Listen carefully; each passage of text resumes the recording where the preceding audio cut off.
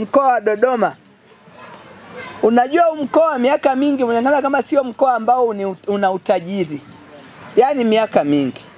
Mwaka juzi sisi tukaamua kufanya utafiti. Hivi kweli mkoa wa Dodoma ni umaskini? Mbona hatuoni kama hali ya hewa sasa kuna kijani nini? Kwa nini tunaitwa maskini?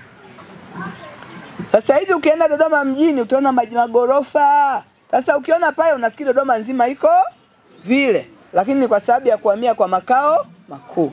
Na sisi tunasema tutaki pale makao makuu ya Dodoma jiji awaache wenzake. Hii yote sisi tunahesabu ni mkoa mmoja. Tunatamani mkoa mmoja wote uende kiuchumi na wananchi wake wakuwa kiuchumi.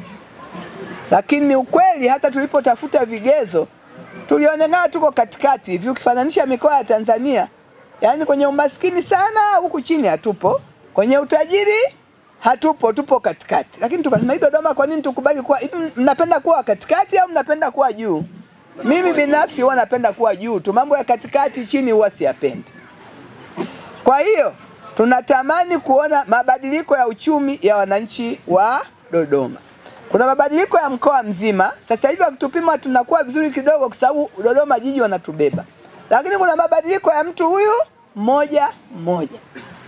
Kwa hiyo tukaja na wazo kuwa hapa Dodoma na sisi tuandishe tunda moja kwa wananchi wetu ambalo litakuwa ni kwa ajili ya kuwaondolea umaskini wa mtu mmoja mmoja. Kwa hiyo tumekuja na tunda linaitwa apple. Nani anajua apple? Linauzwa shilingi ngapi dukani? 1000. Sasa hivi yamepanda hadi 1500 maana yameadimika.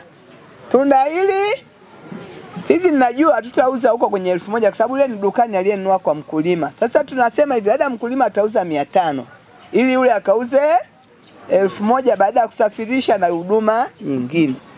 Kwa hiyo tumesema tuanze kutafuta miti ya apple.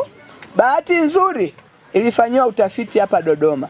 Na miti ile ikaonekana inastawi. Na yule mtu akachuma ni matamu kuliko hata huko anakotoka. Sasa hivi matunda mengi yale maepo yanatoka Afrika Kusini. Hayatoki Tanzania kwa sababu hatuyalimi sana.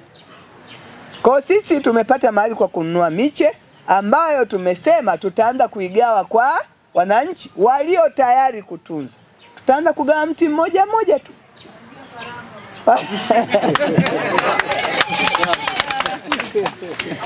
Wala hatugawi miche mingi, nagawa mtu mmoja tu, kila mtu atasema mimi nitaumwagilia. Maana unamwagilia tu mwaka mmoja, ukisha kuwa huko utaendeleaga wenyewe sababu utakuwa ni mti mkubwa.